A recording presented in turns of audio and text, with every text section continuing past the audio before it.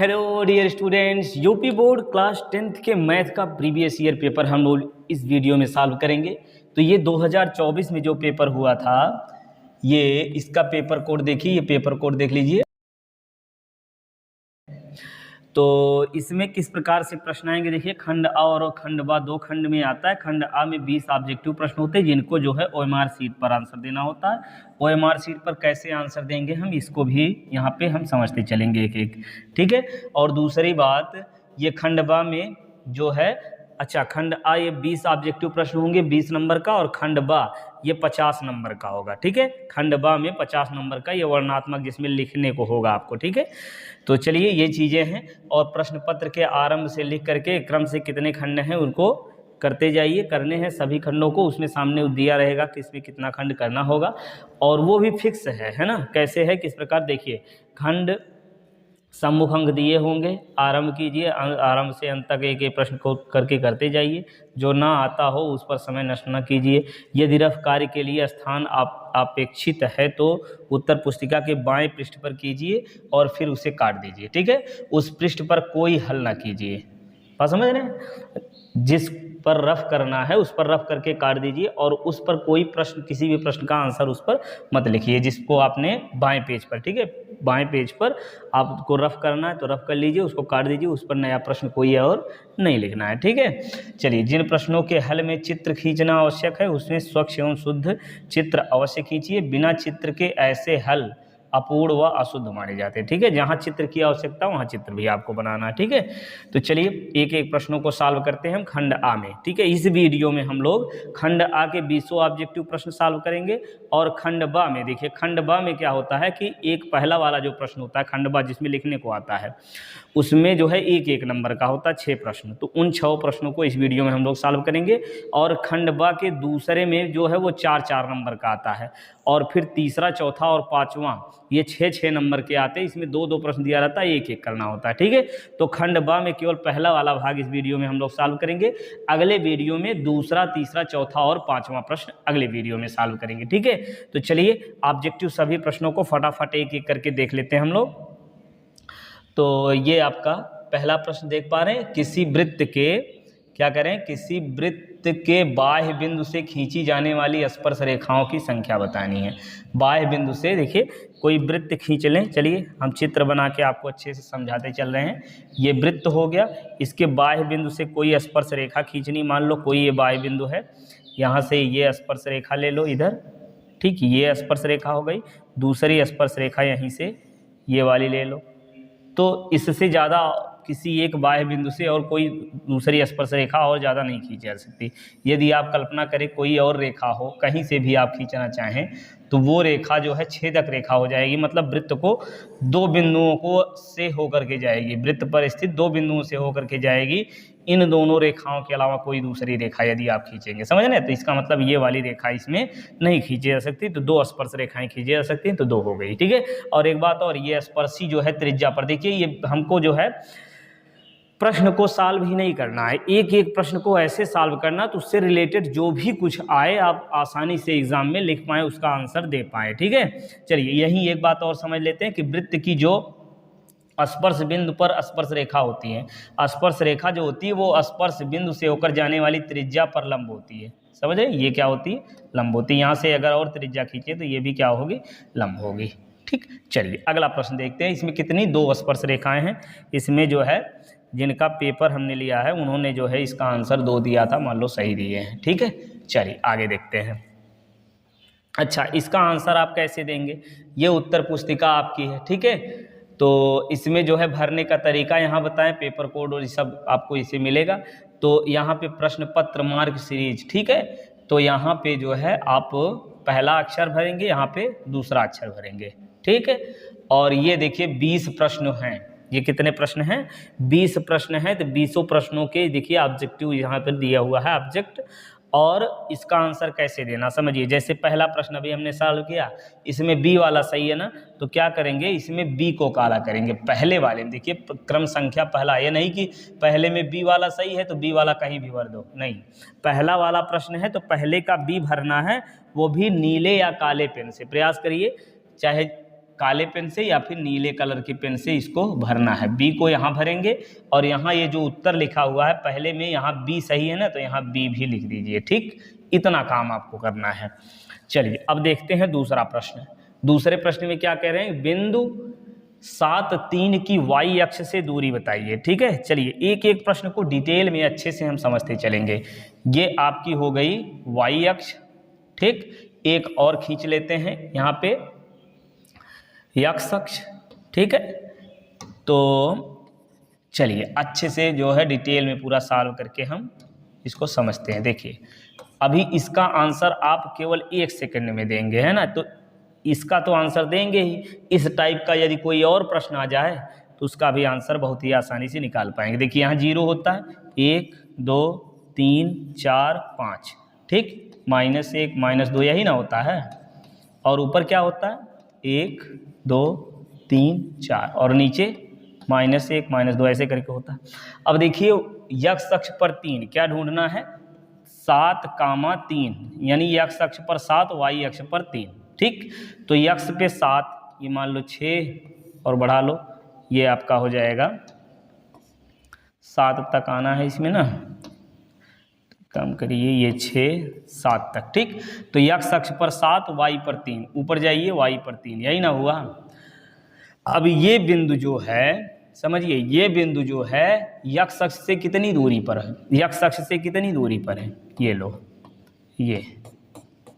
चलिए अब देखिए ये बिंदु का निर्देशांक आ गया 7, 3। अब ये देखिए यही ना है x अक्ष, तो x अक्ष से कितनी दूरी पर है, इतनी दूरी पर। कितनी दूरी पर, ये 3 इकाई।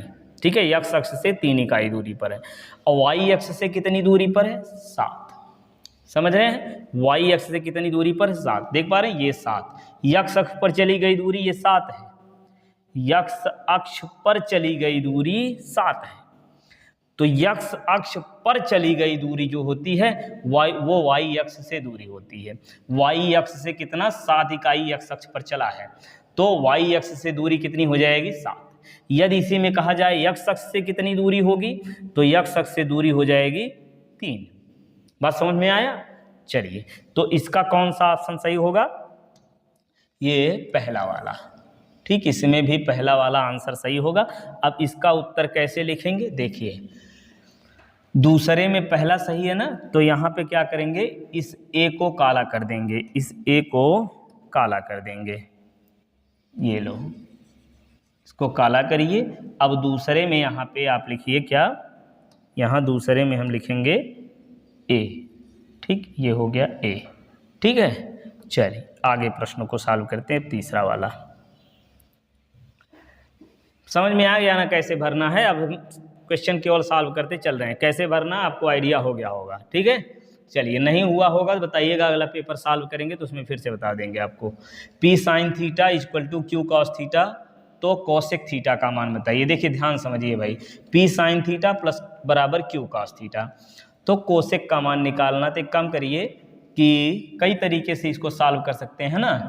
P sin theta is equal to Q cos theta. ठीक, इतना है। अब इसमें हमको करना क्या है, यहाँ से एक काम करिए कि tan का मान या तो निकाल लीजिए, यहाँ से किसका मान निकाल लें, tan का मान। ये लो कैसे, यहाँ से ये आपका sin थीटा, इस cos को इधर ले आइए, cos theta is equal to Q upon P। ठीक, अब ये आपका मिल गया tan theta, tan theta is equal to Q upon P। अब देखिए tan मिल गया ना, तो यदि हम बनाए यहाँ पे समकोण त्रिभुज, ये ले लो समकोण त्रिभुज। अब ये tan बराबर होता है, आपको पता है, लंब बटे आधार। tan बराबर क्या होता है, लंब बटे आधार। तो लंब कितना दिया हुआ है Q, आधार दिया हुआ है P, इसको मान लेते हैं थीटा। तो कर्ण कितना आएगा, √p² प्लस Q²। ठीक है, लंब कर्ण आधार सब मिल गया।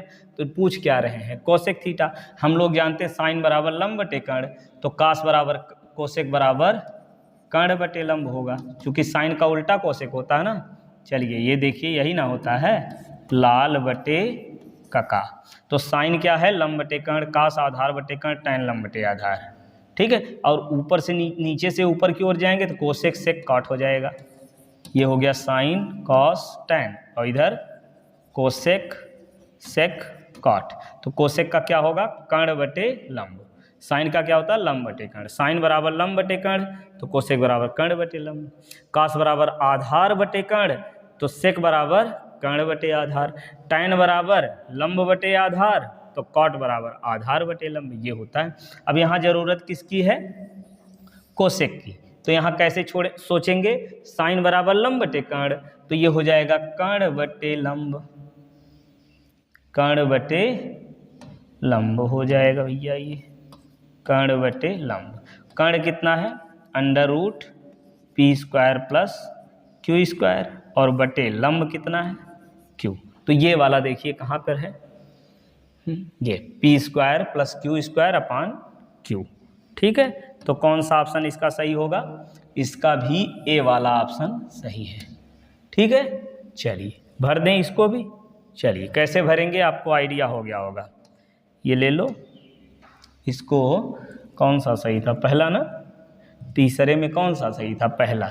तो यहाँ पे तीसरे में, यहाँ तीसरा प्रश्न देख रहे हैं, और इसको जो है काले पेन से ही भरिए। ठीक है, तीसरे में पहला वाला सही है, तीसरे में यहाँ आप पहला सही है तो ए लिख दीजिए। ठीक है, ए सही है तीसरे में तो ए लिखिए। तो इस प्रकार से लिखते जाइए। 20 देखिए आप प्रश्न यहाँ दिए हैं, 20 ऐसे दिए हैं। अब देखते हैं हम चौथा प्रश्न। चौथे प्रश्न में क्या कहा जा रहा है, थोड़ा बड़ा कर लें इसको। चलिए,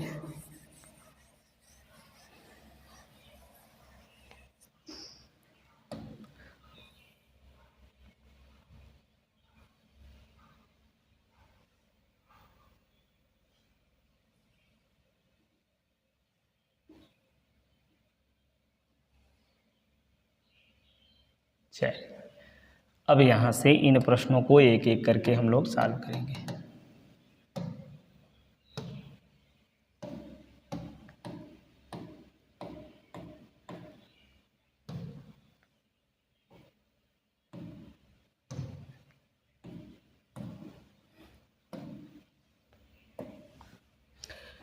अब देखिए भैया, इसमें क्या करना है, tan 1 tan 2 tan 3 से लेकर के कहाँ तक लिखा है, 89 तक। ठीक, तो इसको जो है कैसे सॉल्व करेंगे समझिए। 1 2 3 इधर से सॉल्व करें या फिर इधर, जैसे कहिए। ठीक है, चलिए इधर से ही देख लें। अगर tan 1 को हम यहाँ क्या लिख सकते हैं, ले लो थोड़ा सा इसको बड़ा कर लें।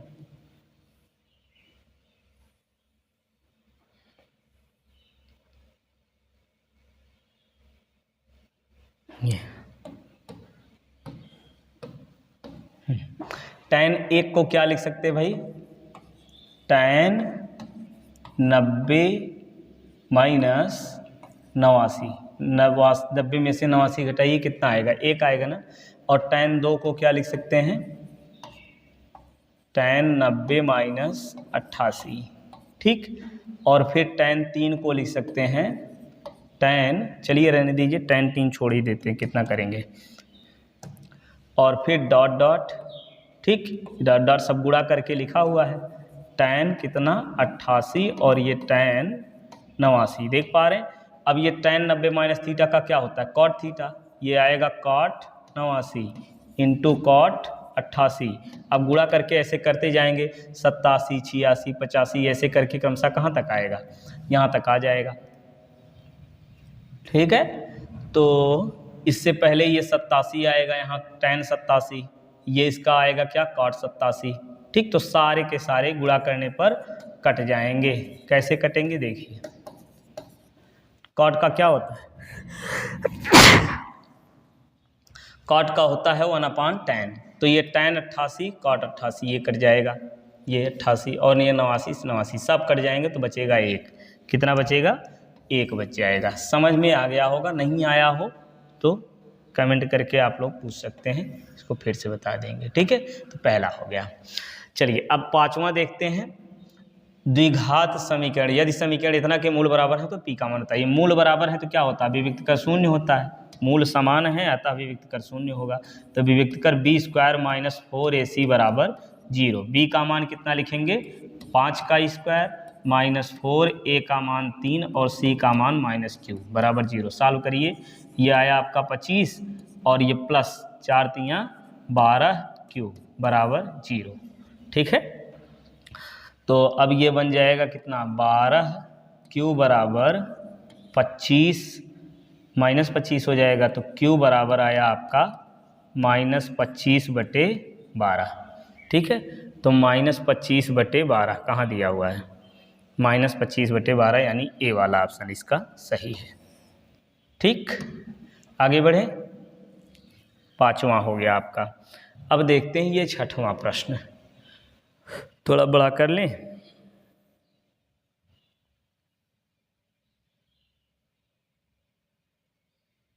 यही ना है 6वां,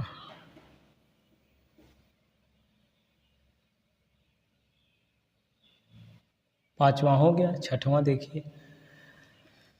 समांतर श्रेणी में -62, ठीक है, 59 और फिर डॉट डॉट करके 7 फिर 10 का 11वां पद ज्ञात कीजिए। कौन सा पद, 11वां पद निकालना है। तो इसके लिए क्या करेंगे, देखिए प्रथम पद a बराबर -62 आ गया आपका, ऐसे लिख लीजिए। सर्वांतर निकाल लीजिए a2 -a1, तो a2 कितना है, ये -a1 -62।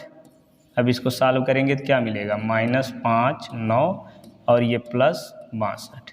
62 में से घटाइए तो कितना आएगा,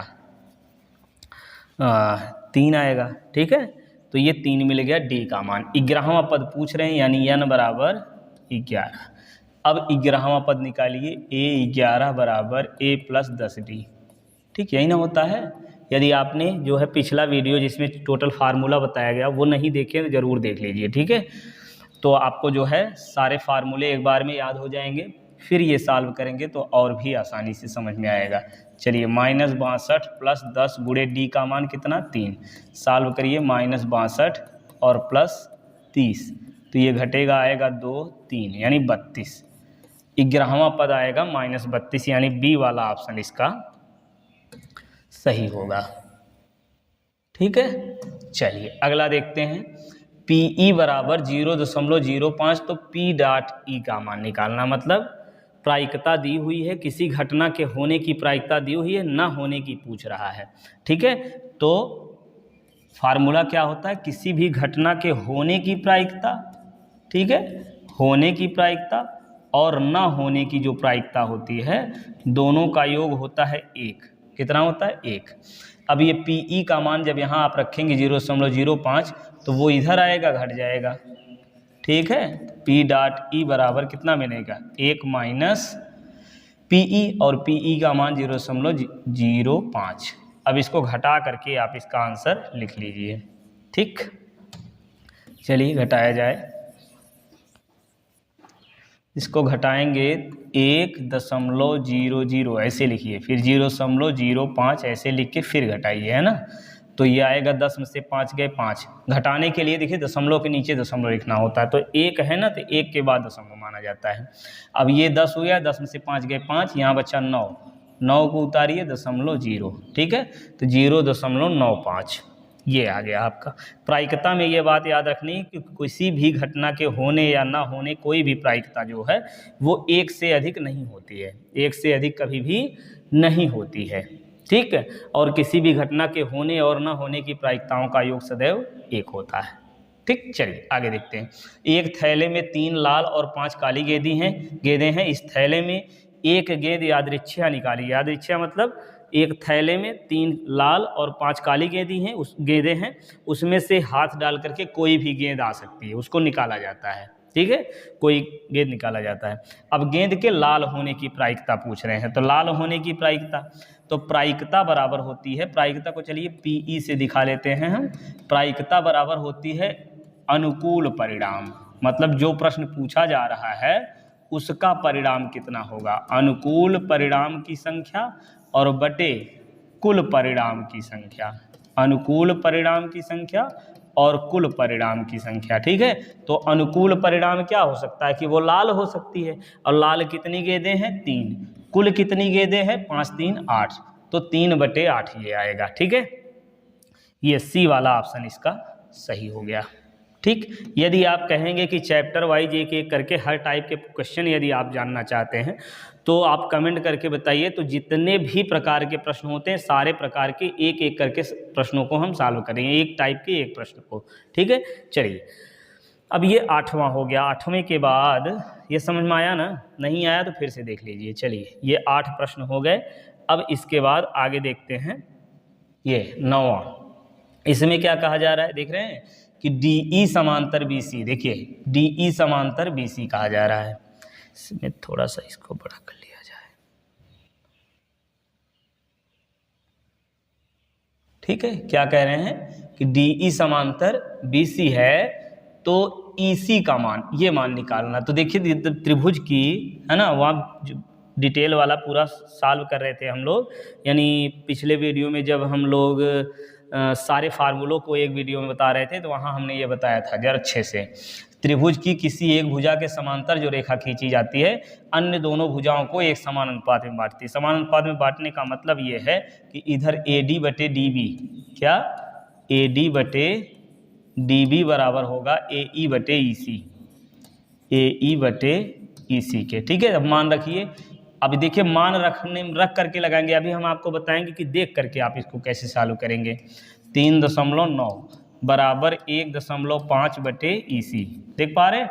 तो ये कितना बनेगा, 13 39, ये 3 बचा ना। अब इस देखिए यहाँ बचा 1/3 बराबर 1.5, और इधर EC, ऐसे EC का गुणा 1 में करिए, EC आ गया 15 3 45, 4.5 सेंटीमीटर। ये ऑप्शन सही हो जाएगा। अब देख करके कैसे लगाएंगे समझिए, ये दोनों अनुपात बराबर है ना, तो जितने अनुपात में ये है उतने अनुपात में ये होगा। तो 13 का गुणा करिए, कब आ रहा है 39, 13 39 आ रहा है, तो 15 3 कितना आएगा 45, तो 13 3 39, 15 3 45, समझ रहे हैं? तो डायरेक्ट 45 यानी एक अंक दशमलव लगा तो लगा दीजिए 4.5, इसका सही जवाब हो जाएगा। ठीक है, चलिए अगला देखते हैं। अब इसमें कह रहे हैं कि यम एन एल, देख रहे हैं यम एन एल और PQR त्रिभुज में कोण P बराबर कोण Q की। ये देखिए कोण यम बराबर Q की, ये यम वाला देखिए इसके बराबर है, ये वाला इसके बराबर है। ठीक है, और यमन जो है 3 सेमी, यमएल 4.5 सेमी, PQ जो है 2 सेमी, QR 3 सेमी है। तो निम्नलिखित में से कौन सा सही होगा? देखिए कौन सा सही क्या दे रहे हैं, यमएल समांतर है QPR, यमएल समांतर QRP, यमएल समांतर PQR के। अब देखिए आपका ये यमएल दिया हुआ है, तो चलिए समझते हैं इसको अच्छे से। पहले लिख ले हम त्रिभुज क्या कह रहे हैं, यमएल, तो इधर वाला सामने वाला तो यमएल ही दिया हुआ है। अब ये समांतर किसके होगा, जैसे संगत बिंदु दिया हुआ है तो ऐसे संगत बिंदु इसमें हम लिखेंगे। देखिए यम की जगह तो क्यों लिखना है, ये कन्फर्म है। ठीक है, तो क्यों बीच में आना चाहिए, तो देखिए किसमें क्यों बीच में है, यही सी वाले में, तो बस यही मार दीजिए, खत्म। चलिए ये तो पहला तरीका आंसर निकालने का। और आगे समझिए कि जैसे यम का संगत कोण क्यों हो गया, तो यम की जगह क्यों होना चाहिए, तो यन के बाद यम लिखा हुआ है, यन यम यल होगा, यन यम यल है तो क्यों बीच में होना चाहिए, तो PQR होगा कि RPQ होगा। देखिए PQR दिए, PQR ही होगा, कैसे होगा वो समझिए। देखिए RQP क्यों नहीं होगा, समझिए RQP क्यों नहीं होगा, यहाँ RQP ये समझिए। देखिए RQ लेंगे तो पहले बड़ी भुजा आ गई, पहली बड़ी भुजा फिर छोटी भुजा, तो वैसे इसमें जो है RQP तो पहले बड़ी भुजा कौन बनेगी, ये वाला, तो यल यम यन होना चाहिए। इधर त्रिभुज क्या होना चाहिए, यल यम यन होना चाहिए। इसमें क्या है, यन यम यल, पहले छोटी भुजा फिर बड़ी भुजा। वैसे यहाँ से भी जब लिखेंगे यम तक पहुँचेंगे, यानी 70 वाले कोण तक पहुँचेंगे तो पहले कौन लिखेंगे, छोटी भुजा PQR। तो यहाँ पे कौन सा सही होगा, ये बिल्कुल गलत है। सही क्या है, त्रिभुज यन यम यल समरूप होगा त्रिभुज किसके, PQR के, PQR ये समरूप होगा, समझ रहे हैं? तो ये आपका सी वाला ऑप्शन इसका सही होगा। ठीक, चलिए अब अगला सॉल्व करते हैं हम लोग। ये 10वां तो हो गया है ना। अब इस प्रश्न को 11वें प्रश्न को हम लोग यहाँ पे सॉल्व करेंगे, ठीक है।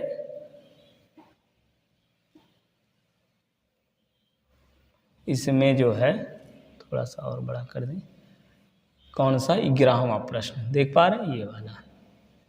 1/2 सेमी व्यास के गोले का पृष्ठ होगा, पृष्ठ होगा, देखिए सेमी स्क्वायर दिया ना, पृष्ठीय क्षेत्रफल निकालना है, तो व्यास दिए हैं ना, तो त्रिज्या कितनी हो जाएगी, r बराबर 1/2 का बटे 2 करेंगे तो कितना आएगा 1/4, त्रिज्या r का मान मिल गया 1/4, ठीक है 1/4।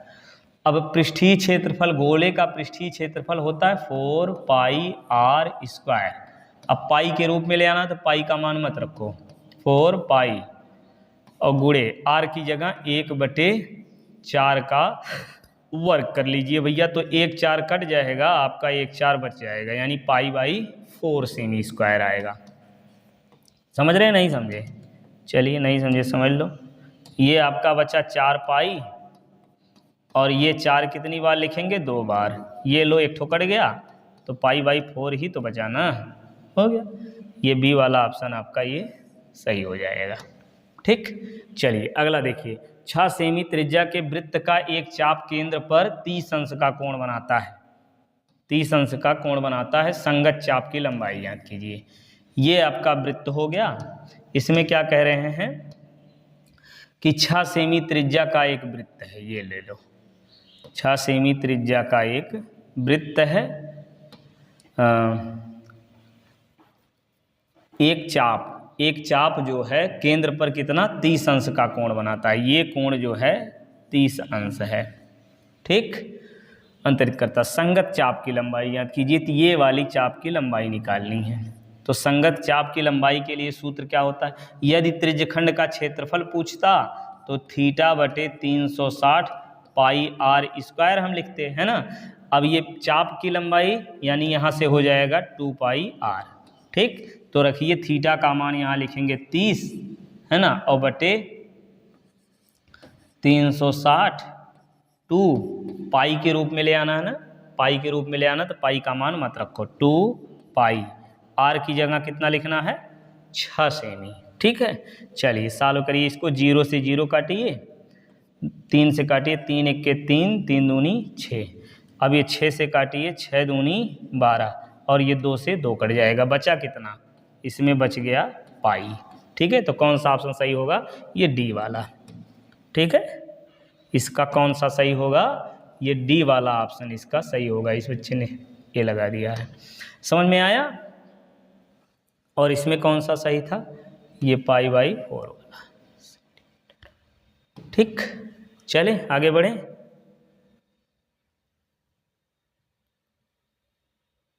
ये 12वां प्रश्न, इसको सॉल्व करिए।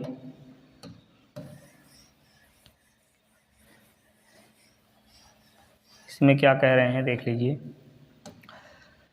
12वां, अच्छा ये तो हो तो गया 12वां। चलिए अब देखते हैं ये 13वां प्रश्न, ठीक है। चलिए इसको भी बड़ा कर लेते हैं, 13वां प्रश्न।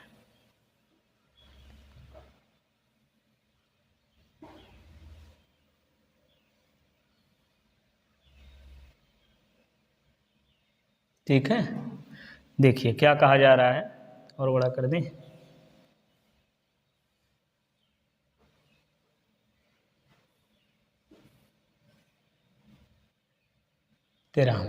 देखिए क्या कह रहे हैं, 5 सेमी त्रिज्या के एक वृत्त, 5 चलिए बनाते चल रहे हैं, ठीक है। 5 सेमी त्रिज्या के एक वृत्त बना लीजिए, ये हो गया 5 सेमी त्रिज्या के एक वृत्त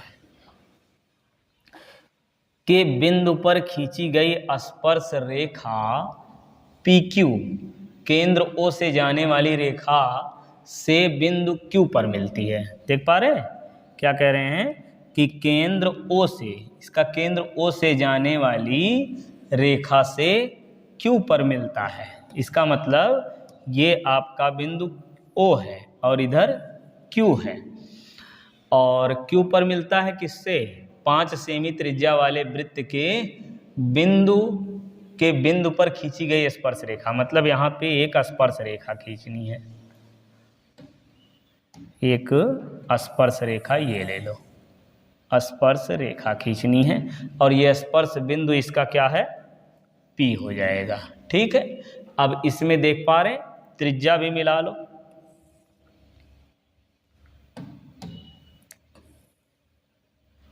ये हो गई आपकी त्रिज्या। ठीक है, अब इसमें कौन सी भुजा कितनी दी हुई है, त्रिज्या आपकी 5 सेमी है। ठीक, OQ जो है ये 12 सेमी है और ये 90 अंश होता है।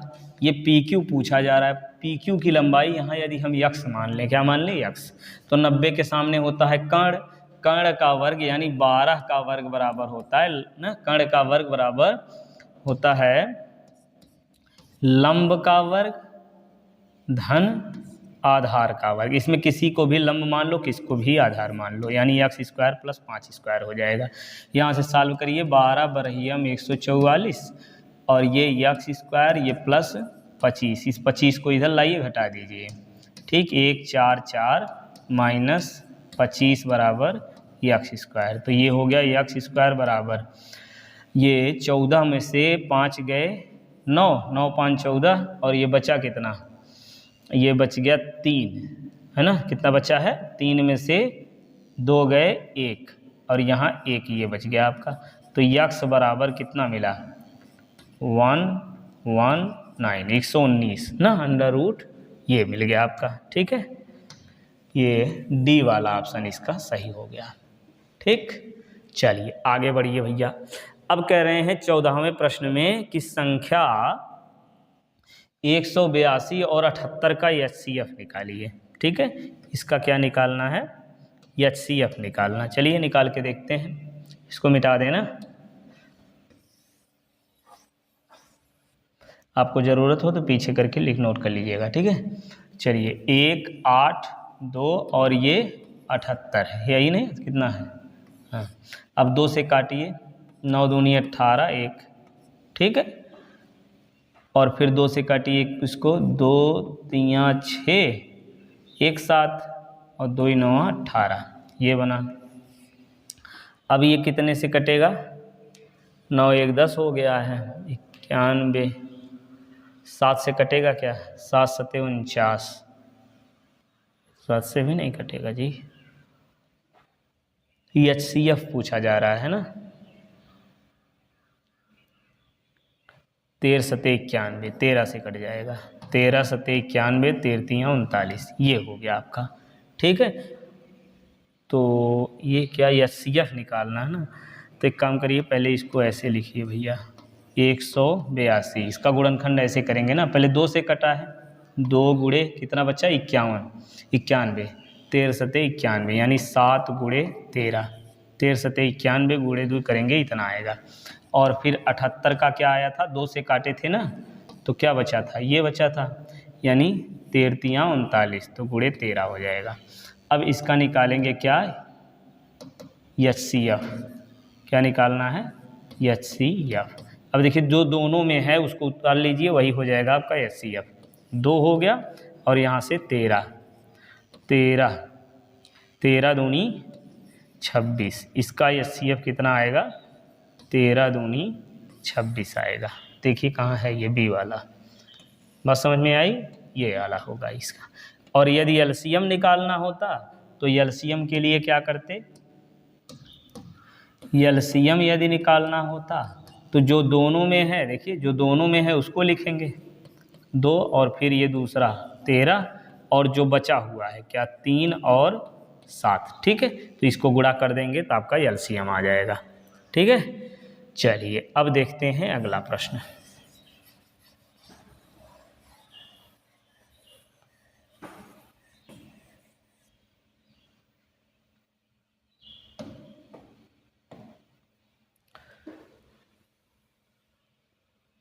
चौदह प्रश्न हो गया, 15 में से देखना है आपको। ये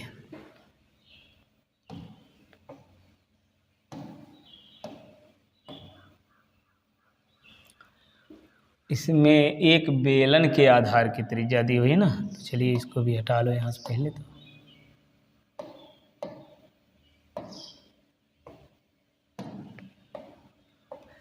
एक बेलन के आधार की त्रिज्या 3.5 सेमी, ऊंचाई इतना सेमी, उसका पृष्ठीय क्षेत्रफल बताइए। ओहो, बेलन का पृष्ठीय क्षेत्रफल 2πr/h। इतना आसान भी प्रश्न आता है। देखिए पाई, आर का मान कितना 3.5 और ये ऊंचाई 8.4, ये गुणा कर लीजिए फटाफट आ जाएगा। पाई के रूप में रखना है तो पाई का मान यहाँ आप नहीं रखेंगे, तो 5 दूनी 10 या 3.5 गुणे 2 करेंगे तो 7 आएगा ना। 5 दूनी 10, देख पा रहे हैं, 3 दूनी 6 1 7 और गुणे 8.4 पाई। ठीक, ये गुणा करिए, पाई तो आएगा ही। 7 चौक 28, 2 बचा और 8 सत्ते 56, 56 2 58, ये हो गया आपका 8, कितना दिया 5 8 8। ठीक है, ये डी वाला ऑप्शन इसका सही होगा। ठीक है, चलिए अगला देखिए। 4 सेमी त्रिज्या वाले एक वृत्त के त्रिज्यखंड का कोण 60 अंश है, उसका क्षेत्रफल ज्ञात कीजिए। 4 सेमी त्रिज्या, देख पा रहे, आर बराबर, यहाँ कह रहे हैं आर बराबर 4 सेमी, तो त्रिज्यखंड का क्षेत्रफल होता है थीटा बटे 360 पाई आर स्क्वायर। थीटा का मान रखिए 60 और बटे 360, पाई ऐसे रहेगा, आर का मान कितना 4 और वर्ग है, 2 बार लिख लीजिए इसको। और ये काटिए अब, 0 0 6 छक्के 36 हो गया, 2 से काट दो, 2 दूना 4 और ये 2 तियाँ 6 हो जाएगा, 2 दूना 4, ये आएगा आपका 4 दूनी 8 पाई बटे 3, तो 8 पाई बटे 3, ये सी वाला ऑप्शन इसका सही होगा। ठीक है, चलिए अगला देखते हैं अब। 16वां हो गया, अब 17वें से 19 तक इसमें हमको सॉल्व करना है। ठीक है, 17वें से 19 तक। ठीक है, ये 17वां प्रश्न आपका ये है, दिख तो रहा होगा ना।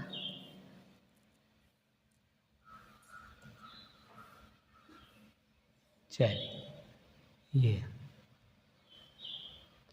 17वां, इसमें विविक्त कर निकालना है जी। विविक्त कर कितनी आसानी से आप निकाल लेते हैं ना, b² - 4ac। ठीक, b का मान कितना है 1, 1 का वर्ग करिए, -4, a का मान 1 और c का मान भी -1, तो कितना आएगा 1 का वर्ग 1 और ये +4, तो 4 1 कितना हुआ, b², 1 का वर्ग -4, a का मान 1, c का मान -1, तो 4 एकम 4, तो +4 हो जाएगा, ये आएगा 5। ठीक है, +5 में आएगा, इसमें दिया ही नहीं है तो क्या करें, तो क्या करेंगे भैया, -5 दिया है तो इसी पर लगा लो, तो ये +5 होगा जबकि। ठीक है, b² - 4ac, और यदि यहाँ +1 होता तभी ना, तब भी तो -3 आता है। ठीक, तो ये प्रश्न जो है आंसर में इसमें जो है कुछ गड़बड़ी है। ठीक है, चलिए अगला देखिए। द्विघात समीकरण इतना के मूलों का योगफल निकालना है। क्या निकालना है, मूलों का योगफल। तो मूलों का योगफल क्या होता है, -b/a, यही ना, तो -b का मान कितना बनेगा, b मतलब क्या होता है, x का गुणांक और बटे में क्या रहेगा, x² का गुणांक। ठीक, तो माइनस लगाइए पहले, x का गुणांक कितना है -4। ठीक है,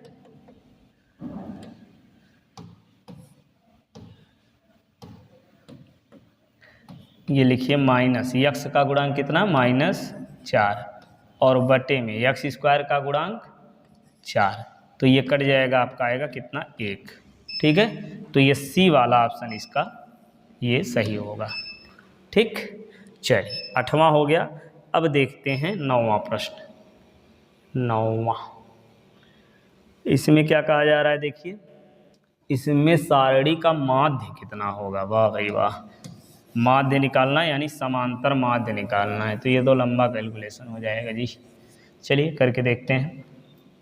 माध्य निकालने के लिए जो वर्ग अंतराल दिया हुआ है इसका जोड़ करके आधा करते हैं। जोड़ के आधा करिए, कितना आएगा, जोड़ करके आधा करेंगे तो कितना आएगा 5, और ये हो गया 30 का आधा 15 और ये 50 का आधा 25, 50 का आधा ये 25 और ये 35 और ये 45। ठीक है, अब क्या करेंगे, इसका करेंगे गुणा, 5 चौक 20, गुणा करके जोड़ना है। ठीक है, गुणा करेंगे तो कितना आएगा, चलिए यहीं लिखते हैं। ठीक है, ये गुणा करेंगे, देखिए इसको बारंबारता को यक्स, ये यफ बोलते हैं, बारंबारता को क्या यफ बोलते हैं, और ये आपका यक्स है। ठीक है, तो यफ गुणे यक्स करेंगे। अब क्या करेंगे, यफ गुणे यक्स करेंगे और इसको जो है इस प्रकार से यहाँ पे हम लिखेंगे, यफ गुणे यक्स करके। ठीक, चलिए करके देखिए, यफ गुणे यक्स यानी 5 चौक 20 और ये 15 गुणे 7 करेंगे ना, 15 सत्ते 105 और 25 25 पच्चे 125, ये हो गया। 35 गुणे 8 करिए, 8 पचे 40 और 8 त्रिक 24, 4 28 और ये 6 पचे 30, 6 चौक 24, 24 3 27, 24 3 27। अब इसको जोड़ लीजिए और जब जोड़ देंगे ना तो सिग्मा यफ एक्स आएगा।